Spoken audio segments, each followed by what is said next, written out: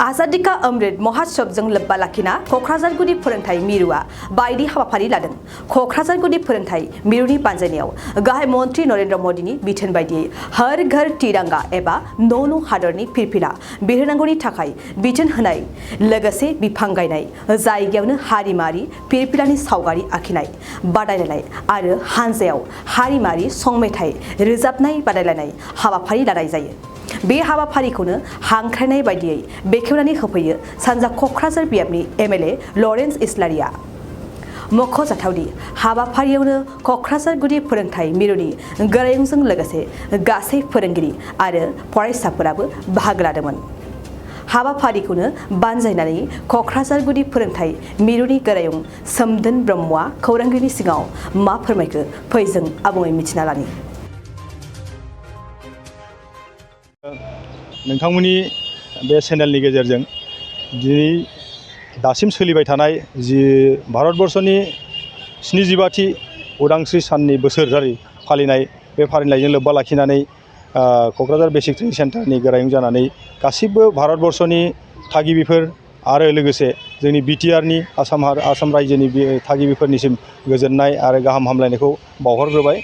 दिनै जों बे आजादी का अमृत महोत्सव जि जोंनाव सोलिगासिनो दङ, बेजों लोगोसे जोङो क'क्राझार बेसिक ट्रेनिं सेन्टारनि सोलोंसाफोरखौ लानानै जोंनि बे दान्दिसे आगोल जोङो जोंनि क'क्राझार बियाबनि सानजा क'क्राझार बियाबनि मानगोनां एमएलए लरेन्स इस्लारि बिथांखौ लिंहरनानै बिथांनि गेजेरजों जागायजेननानै गोबां हाबाफारि जों मावलांबाय। बेनि गेजेरावनो दंमोन जोङो जोंनि मोनथाम गाबनि फिरफिला तिरंगानि फारसे बयनिबो अनसायनाय आरो सांग्रांथिखौ बांहोनो थाखाय साफ्रोमबो ट्रेनिसफोरखौ जोङो आखायाव गांफा गांफा तिरंगा लानानै डिसप्ले खालामहोदों आरो बेजों लोगोसे जोङो जोंनि नेशनेल एन्थेम आरो जातीय संगीतखौ जोङो बर' रावाव नेशनेल एन्थेमखौ जोङो नेशनेल एन्थेम बायदि खनदों, ओमफ्राय जातीय संगीतखौ जोङो बर' रावाव खनदों। दा थिग बेफोरबायदिनो बेनि गेजेरजों जों मिजिंथिदों जे जोंनि थागिबिफोरनि मादाव जोंहा जाथिनि हारिनि हादोरनि फारसे जोङो मा जागोन सांग्रांथि जोङो लाबोनो हागोन आरो जोंनि मोनथाम गाबनि फिरफिलाखौ जों जेब्लाबो अनसायनो रोंगोन एबा सोलोंगोन। ओमफ्राय बेजों लोगोसे जोङो बिफां गायनाय हाबाफारि लादों। बिफां गायनाय हाबाफारिया जोंहा आसामनि मानगोनां चिफ मिनिस्टार बिथां हिमन्त बिश्व शर्माया मोनफ्रोमबो इन्सटिटिउसनफ्राव बिफां गायनायनि जा बिथोन हरदों, अदेबानि जों बिनि सिगांबो खननै खनथामसो बिफां गायखांबाय, नाथाय दिनैनि बे हाबाफारिजोंबो जों लोब्बा लाखिनानै आरोबाव गोबां बिफां गायदों। बे बिफांफोरखौ जोंहा 100नि बारा बेवहाय फरायसाफोर दङ।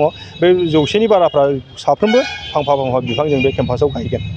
थिग बेफोरबायदिनो दिनैनि बे साना जोबोद गोथार सान। जोंहा मानगोनां एमएलए बिथाङा जोंखौ जोंनि साफ्रोमबो ट्रेनिस बिथांमोनखौ खावलायलांबाय जे जोङो जोंनि भारत उदांस्रिनि 75 बोसोर आबुं जानायनि गोग्गानायाव 13निफ्राय 15 खालारसिम जि भारतबर्षनि नरेन्द्र मदि बिथांनि जि बिथोन जे हर घर तिरंगा बे हाबाफारिखौ जाहाथे बयबो मावफुङो, बेनि थाखाय बिथाङा जोंनि बे ट्रेनिस बिथांमोनखौ खावलायदों आरो बिथांमोननि खावलायनाय लेखा जोंनि ट्रेनिस बिथांमोनाबो साफ्रोमबो न'खर न'खर फिरफिला जोंनि बे मोनथाम गाबनि फिरफिला माहारिनि फिरफिलाखौ बिरहोगोन होननानै समायखिरा लादों। गोजोनथाव खौरां।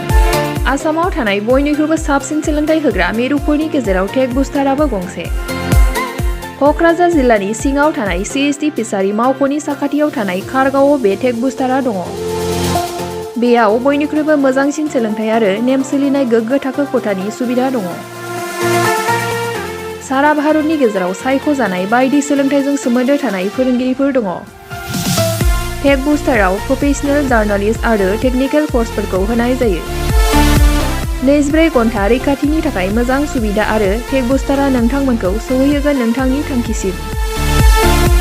टेक बुस्टारा नोंथांनि सिमांखौ जाफुंसारनांगौनि थाखाय गांल' नङा, साहस आरो गोहोबो होगोन। सोलोंथाइ लाखांनायनि उनाव 100% प्लेसमेन्टनि खाबु दङ।